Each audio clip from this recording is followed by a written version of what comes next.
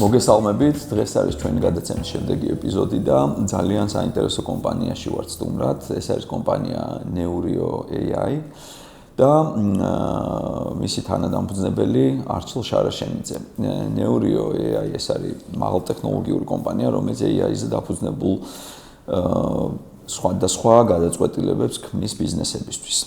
არჩილ, დიდი მადლობა, რომ დავგვთანხმდით გადაცემაში მონაწილეობაზე და თუ შეიძლება მითხრა Neurios იდეა საიდან გაჩნდა და რა გამოწვევები დაინახეთ მაგალითად ელექტრონულ კომერციაში რომ ამ მიმართულებაში აქტიურად ტექსტორის მოვყვები. ესე იგი მე და ჩემ პარტნიორს აქამდე გვქონდა AI კომპანია, რომელსაც ერქვა Mazeg და სხვადასხვა AI ასე ვთქვათ solution-ებს ვქმნით ქართულ ბიზნესებისთვის. ჩვენ მესამე პარტნიორს აქამდე გვქონდა და ახლა აქვს software development-ის კომპანია და დაახლოებით მოკლედ ეს თანადამფუძნებლები დაახლოებით 10 წელია ტექნოლოგიებში ვართ. და ასე ვთქვათ, სულ გვყარს ხოლმე ამას სიამაყით ვამბობთ, რომ AI-ს მაშინ ვაკეთებდით, როცა AI wasn't cool. იქამდე რა და რაღაცნაირად რამდენიმე თვის წინ, სადღაც 6-7 თვის წინ გავაერთიანეთ მოკლედ ძალები და დავაფუძნეთ სრულად AI აგენტებზე ორიენტირებული კომპანია Neurio AI, რომელიც სხვადასხვა ინდუსტრიებში ოპერირებს, სხვადასხვა სფეროებისთვის ქმნის AI აგენტებს, თუმცა ამ კონკრეტულ შემთხვევაში ძალიან ისეთი დიდი ნიშა და ვერტიკალი გვაქვს აღებული e-commerce-ის ნაწილში. იმიტომ რომ რეალურად დავინახეთ, რომ e-commerce გამოცდილება ჩარჩა ისევ ტრადიციულ სტანდარტულ UX-ში, რაღაც აი web-ის ტრადიციულ UX-ში და ამ დროს AI აგენტებით ჩვენც ტექნიკური ხალხი ვართ და ვაკეთებთ წარმოუდგენელ რაღაცებს, უბრალოდ chat-თან საუბრით და ვიფიქრეთ, რომ რატო არ უნდა გადავიტანოთ ნელ-ნელა, რა თქმა უნდა, ინკრემენტალურად ეს გამოცდილება უკვე ეს აგენტური AI-ის ასე ვთქვათ გამოცდილება უკვე e-commerce-ში და ვფიქრობ, რომ რაღაც კარგ გზაზე ვდგავართ და გამოვხდეს ნელ-ნელა ამბავი. მაგარია. როგორი არის განსხვავება და რა განსხვავება არის მაგალითად ტრადიციულ ძებნასა და თქვენს მიერ შექმნილ AI ძებნას შორის რა? ხო, ანუ ჩვენ პირველ რიგში ვაკეთებთ არის რომ Neurio AI e-commerce-ის ჭრილში არ არის მხოლოდ ძებნის სერვისი. ჩვენ ასე ვთქვათ მომხმარებლის ყიდვის გამოცდილების ასე ვთქვათ client sales funnel-ის ყველა ეტაპზე ვთავაზობთ სხვადასხვა solution-ებს, ასე ვთქვათ ჩვენ პარტნიორ e-commerce კომპანიებს. Search-ის ნაწილი არის ასე ვთქვათ, უშუალოდ discovery-ის steps, რასაც ეძახიან, როცა მომხმარებელი შემოდის საიტზე და ტრადიციულ UX-ში უჭირს ნავიგაცია, აი მაგალითად ძალიან მარტივად რო ვთქვათ, ტრადიციულ search bar-ში ადამიანი ვერ ჩაწერს, რომ საჩუქარი მინდა დედისთვის, რომელსაც უყვარს მაგალითად სამზარეულო ფუსფუსი ვთქვათ. ესეთ კითხვას როგორც კი ჩაწერთ, ნებისმიერ ქართულ e-commerce-ში, ეგრევე 0 პროდუქტიან page-ზე გადაგამისამართებთ. ჩვენ შემთხვევაში მე მგონი არა მარტო ქართულში, რა ზოგადად. ძალიან ასე ვთქვათ, ეს ტრენდი უკვე ნელ-ნელა ინერგება, აი მაგალითად Zalando და Amazon-მაც შარშან დაიწყეს უკვე აგენტური AI-ის ასე ვთქვათ adoption-ი, ამიტომ ძალიან ახალი ხილია მათთვისაც რა. ჩვენი search გამოცდილება იმით განსხვავდება, რომ ნებისმიერი ადამიანისთვის გასაგებიანით შეგიძლიათ როგორც კონსულტანტს აუხსნიდით მაღაზიაში რისკ შეგეძენა გსურთ, ესე აუხსნათ ჩვენს AI-ს და AI-ის ძალიან სპეციფიკური სახე აქვს, ამ ეტაპზე აქვს chat-ის სახე. თუმცა ახლა ვაექსპერიმენტებთ voice AI-ის მიმართულებას და ვფიქრობ, რომ ძალიან მალე შემოგთავაზებთ მათ შორის ქართულ ბაზარზეც, ასე ვთქვათ voice assistant-ს, რომელიც ხმოვანი, ასე ვთქვათ, საუბრით დაგეხმარება პროდუქტების შერჩევაში. და ძალიან მნიშვნელოვანი არის ჩვენ ნაწილში ის, რომ ჩვენი ამ search-ის ინტეგრაცია მთლიანი heavy lifting-ი მოკლედ ჩვენ მხარეს არის გაკეთებული. ეხლა ეს რას გულისხმობს, ჩვენთან პარტნიორი კომპანია რომ მოდის და გთხოვს გვეკითხება რომ როგორ დავაინტეგრიროთ თქვენთან, ჩვენი მხრიდან ხო არ იქნება ბევრი სამუშაოს გაწევა საჭირო და ჩვენ ვეუბნებით რომ არა, ანუ ჩვენ ვერგებით ასე ვთქვათ როგორც e-commerce-ის ვებსაიტი უკავშირდება მათ პროდუქტების კატალოგს და ასე ვთქვათ e-commerce-დან ხდება ძიება, ზუსტად იგივე პრინციპით მათი სისტემაში ყოველგვარი ცვლილებების გარეშე ჩვენი AI აგენტი უკავშირდება მათ ასე ვთქვათ პროდუქტების კატალოგს და მოკლედ მთლიან ამ ასე ვთქვათ search-ის კომპლექსურობას ჩვენ მხარეს ვიღებთ, რაც ძალიან უმარტივად სხვა შორის ჩვენ პარტნიორებს ჩვენთან ურთიერთობას, იმიტომ რომ მათ მხარეს ხო, თავის ტკივილი რაც არის კომპანიებისთვის, მაგას ადამიანი რომ მოდის, ვეუბნებით რომ მოდი ჩვენ დაგიერთებთ. ჩვენი მხრიდანაც უკვე core რადგან შექმნილი გვაქვს ძალიან მარტივად ხდება და ერთება, რამდენიმე დღის ამბავია და გავტესტოთ და ჯერჯერობით ყველაფერი კარგად მუშაობს რა. ძალიან კაი. არჩილ, რომელი ტიპის სეგმენტისთვის სეგმენტზე არის უფრო მორგებული, რა მაგალითად ტექნიკა, ფარმაცია, რა მიმართულების. იცი როგორ არის? ნებისმიერი ტიპის e-commerce-ი, ვინც რამეს ყიდის, მათ შორის ჩვენი ასე ვთქვათ, უფრო ზოგადი დასახელება ჩვენი e-commerce აგენტის არის უფრო sales აგენტი, ასე ვეძახით, ანუ ამ sales flow-ში უჩდებით. შეიძლება მაგალითად ვებსაიტი ყიდდეს სერვისს და ამ ნაწილშიც ჩვენი e-commerce experience-ი გადმოვიტანოთ ავტომატურად. არა აქვს მნიშვნელობა iPhone-ს ყიდი, მას ყიდი. ეხლა ერთ-ერთი ჩვენი პარტნიორი კომპანია, რომელთანაც მალე დავუღუნჩებით, არის სარეცხი საშუალებების, ასე ვთქვათ, e-commerce. არა აქვს მნიშვნელობა, ფხვნილებს ყიდი, მოკლედ ტექნიკას ყიდი თუ ჩურჩხელებს ყიდი რა.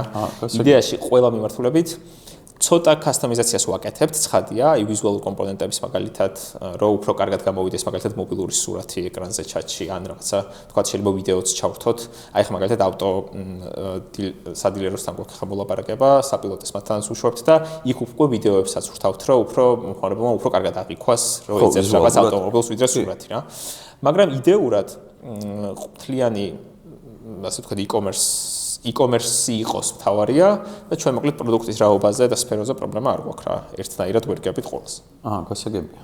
ესე იგი, თქვენი სისტემის ინტეგრაცია არის ძალიან მარტივი რა, მაგალითად არსებულ ნებისმიერი ტიპის ვებგვერდთან, მაგალითად შეიძლება ეს იყოს custom PHP-ზე დაწერილი, ან Shopify, ან WooCommerce, ესეთი მე. აი მაგით ვამაყობთ, რომ უკვე ნელ-ნელა ეტაპობრივად გავდიოდით ყველა ამ გზას. რომ თავიდან დავიწყეთ, რადგან საქართველოში უფრო custom e-commerce-ებია გავრცელებული, დავიწყეთ custom e-commerce-ების ასე ვთქვათ ინტეგრაციების წერა და ეხლაც custom e-commerce ჩვენთან რომ მოდის, უკვე ისე გვაქვს pipeline დაწყობილი, რომ რამდენიმე დღის ასე ვთქვათ საქმეა, რომ იმათი მთლიანი ინტეგრაცია მოხდეს ჩვენთან და ამავდროულად თან უკვე გაგვიჩნდა ნელ-ნელა პარტნიორები, ვინც ასე ვთქვათ Shopify-ზე, Host.net sites, WooCommerce-ზე და მათ შემთხვევაში პირველად უკვე რომ გავაკეთეთ მათთან ინტეგრაციები, ეხლა ავტომატურად ნებისმიერ Shopify-ს და ნებისმიერ WooCommerce წუთებში ჩავაინტეგრირებთ, ამიტომ ეგეც ასე ვთქვათ ძალიან საამაყოა ჩვენთვის, რომ არ არსებობს e-commerce პლატფორმა, მათ შორის თუ გინდათ PHP-ზე დაწერილი რაღაც legacy, რასაც ჩვენი გუნდი ვერ აწევს და ვერ დაინტეგრირებს ძალიან კომპლექსური შემთხვევაში რამდენიმე დღეში და ცხადია მზა პლატფორმების შემთხვევაში საათებში რა. მაგარია. და კიდე მაინტერესებს თქვენი სისტემა აანალიზებს თუ არა მაგალითად მომხმარებლის ქცევას რა.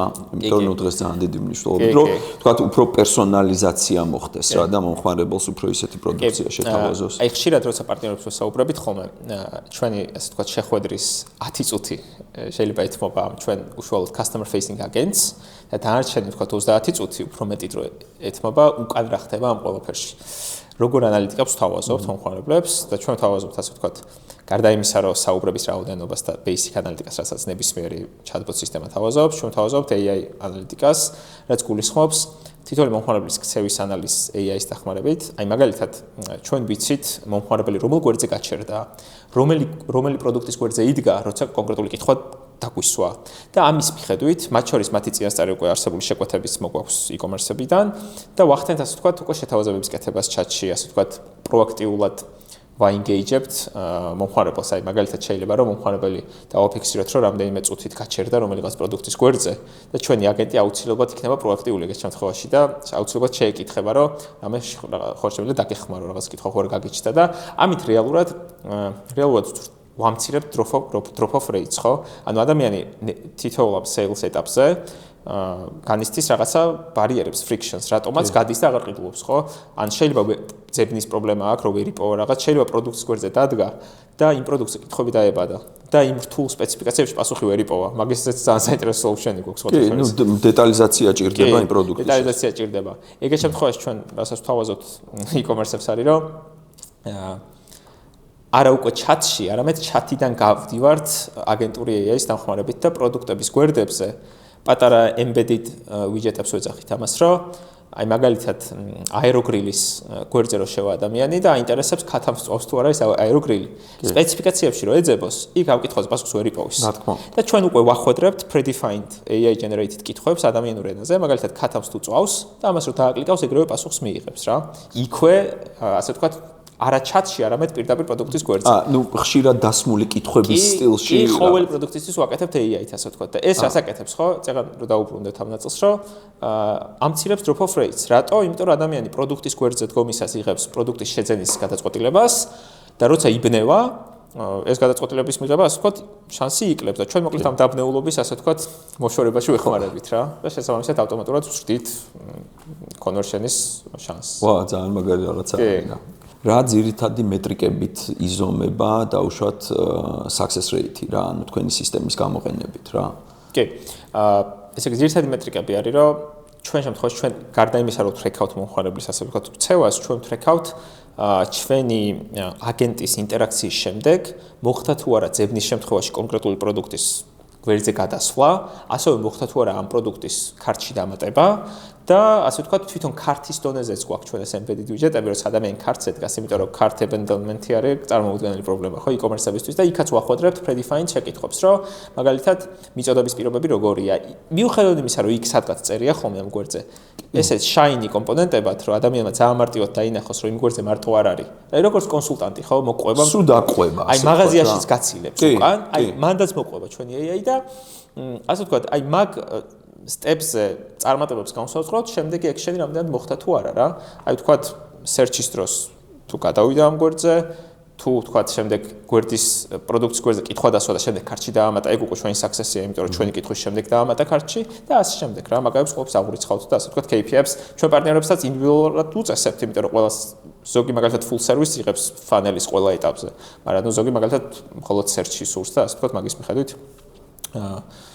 ვქნით ამ KPI-ებს ყოველი პარტნიორის ჭრილში. ქართული კომპანიები ხშირად აი რა შეცდომებს უშვებენ მაგალითად product search-ის და product discovery-ის მიმართულებით. აი ყველაზე ისეთი თვალსაჩინო პრობლემა, აი მე როგორც ვთქვი, რომ sales funnel-ის ყველა ეტაპზე შემოდის ნეურიო თქვენ e-commerce-ისთვის.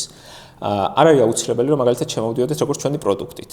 რაღაცა ეტაპები არის, მაგალითად განსაკუთრებით პრე-აგენტის დანერგვამდე ეტაპი, სადაც data სჭირდება ცოტა ჩახედვა. ჩვენ აუცილებლად პარტნიორობას რო ვიწყებთ, პირველს რასაც ვაკეთებთ არის პროდუქტების კატალოგის, ასე ვთქვათ, სრული აუდიტი. და ვნახულობთ რამდენად სწორად და სტრუქტურიზებულად აქვს e-commerce თავის პროდუქტები, ასე ვთქვათ, შენახული. მოწესრიგებული. რა თქმა უნდა, აი განსაკუთრებით სპეციფიკაციების ნაწილში. იმიტომ რომ როცა ჩვენ საუბრობთ ადამიანური ენით search-ზე, ეს ავტომატურად უკან ითარგმნება მე ამ სპეციფიკაციების სწორად, ასე ვთქვათ, მომართვაში search-ის დროს და ამის მიხედვით დასერჩვაში, ხო? და ხშირად ქართულ e-commerce-ებში ძალიან მოუწესრიგებელია სპეციფიკაციები. სპეციფიკაციები არის აი მაგალითად კომპიუტერის შემთხვევაში მეხსიერება, ეკრანის ზომა და ასე შემდეგ. და ჩვენ რას ვთავაზობთ, თუ ეს სპეციფიკაციები ზოგადად პროდუქტების data არის ძალიან მოუწესრიგებელი. რეკომენდაციას გავცემთ, რომ სანამ აგენტს დავაინტეგრირებთ, ჯერ ეს სპეციფიკაციები მოვაწესრიგოთ. ჩვენ ვთქვათ, data engineer-ის გუნდის გამოყენებით და AI-ის დახმარებით და მერე დავაერთოთ აგენტი, ან თუ ასე ვთქვათ, დასაშვებად მოწესრიგებულია, ცოტა უზუსტობები ცხადია ყოველთვის არის. ეგეთ შემთხვევაში პირდაპირ აგენტს უნდა ერგავთ ხოლმე და აგენტს უკვე აგენტი თვითონ handle-ავს ამ გაუგებრობებს. მაგრამ იდეა არის, რომ თუ ადამიანი შედის საიტზე და ადამიანი იბნევა search-ის კეთებისას, AI აგენტის ანალოგიურად დაიბნევა. აი ესეთი ანალოგიაა რა. გასაგებია. რა თქმა უნდა, AI აგენტი უფრო მერტ უზუსტობას თვითონ თავის თავში აანალიზებს, მაგრამ თუ ცალსახად პროდუქტების სპეციფიკაციები, აი მაგალითად, თუ ეკრანის ზომაში წერია 12 მეგაპიქსელი სიტყვაზე. კამერის სპეციფიკაცია წერია ეკრანის სპეციფიკაციაში, იმას AI აგენტისთვისაც შეიძლება დავანებელი იყოს და ეგეთ кейსებში აუცილებლად ვაკეთებთ ხოლმე ჯერ დატის, ასე ვთქვათ, აუდიტს და გასწორებას და მე ვაშენებთ AI აგენტებს რა. მოწესრიგებას. ფაქტიურად ნუ კომპანიებს მაქსიმალურად ეხმარებით, რომ დაუშვათ. აი მაგალითად ერთ-ერთი შემთხვევა გქონდა, რომ საერთოდ ანუ AI აგენტის მარტო AI აგენტს კი არ ეხმარება ეს დატის მოწესრიგება რა, მაგალითად SEO რაც არის ხო, ტრადიციული SEO ვებში ძებნა და მათ შორის ეხლა არის უფრო ტრენდში GEO არის generative engine optimization, რომ ChatGPT-ში თქვენი საიტი და პროდუქტები მარტივად გამოჩნდეს. ChatGPT-ს აგენტია რა და ჩვენი აგენტისთვის თუ გაუგებარია, ChatGPT-ს გაუგებარია. და ავტომატურად ამ გასწორებით მარტო ჩვენი იმასაც აგვარებს ასე. web ეკოსისტემაში და AI ეკოსისტემაში თქვენი პროდუქტები უფრო ხილვადი ხდება, რაც თქო უნდა თავისუფლად ღირებული ასეთია რა. ძალიან მაგარია. არჩილ და ბოლო კითხვა მაქვს რა, რომ რა გეგმები გაქვს ამ მომავლოდ, აპირებთ თუ არა საქართველოს ფარგლებს გასვლას და რა თქმა უნდა თუ კონფიდენციალური არ არის ეგეთი ის რო გითხრათ რა. კი ბატონო, ხო, ამ მიმართულებით საქართველოს რაც შეიმჩნევა, რაც ვაკეთებთ ახლა არის საპილოტო რეჟიმში, ასე ვთქვათ. ჩვენ რამდენიმე თვეა, ვთქვათ, ერთი თვე უკვე დავილონჩეთ და მზად ვართ, რომ ასე ვთქვათ, მომხმარებლები ჩავრთოთ. ძალიან ბევრი დაინტერესება გვაქვს. დაახლოებით 10-მდე პილოტს ძალიან მალე უკვე უშვებთ და კიდევ რამდენიმე აქტიურად ველაპარაკებით, თუმცა საქართველოს ბაზარი ცხადია, განსაკუთრებით იმის გამო, რომ საქართველოს ბაზარზე არსებული e-commerce-ები ძირითადად არის ყველა ეს custom e-commerce-ი და ასე ვთქვათ, ძალიან პატარა adoption-ია Shopify და ვთქვათ WooCommerce-ის მიმართულებით. ამასაც თავის მიზეზები აქვს, იმიტომ რომ ის დამატებით მე გადახდების და delivery ნაწილები ცოტა რთულად ხდება მათ. თუმცა ცხადია, ის აქცენტი ჩვენ რაც გვაქვს აღებული, რომ WooCommerce და Shopify-ზე უკვე მზად ვართ, რომ ეს ნებისმიერ e-commerce დავერთოთ, ცხადია საზღვრებს გითხარით გასვლის გეგმა, იმიტომ რომ საქართველოში ისეც არ არის ამ პლატფორმაზე adoption-ი და უბრალოდ გვაქვს საინტერესო გეგმები. კარგი იქნება რომ გვადევნოთ ჩვენ social selection თვალყური და ყველა news სიამდვილეში ძალიან ისე აქტიურად და დროულად ვაშიარებთ და გონია რომ საინტერესო ამბები გელოდებათ რა. ძალიან მაგარია, ძალიან დიდი მადლობა ფაქტიურად e-commerce-ის განვითარებაში დიდ როლს თამაშობთ და კიდევ უფრო მეტი წარმატება მინდა რომ გისურვოთ რა. კი, მეც ვიტყოდი რომ უკვე დაახლოებით 2 თვე ვპარტნიორობთ e-commerce ასოციაციასთან. ძალიან ღირებულია ეს საქმიანობა, რასაც ეწევით ლადო, შენ და შენი გუნდი და დიდი მადლობა მოწვევისთვის. მადლობა თქვენ. მადლობა.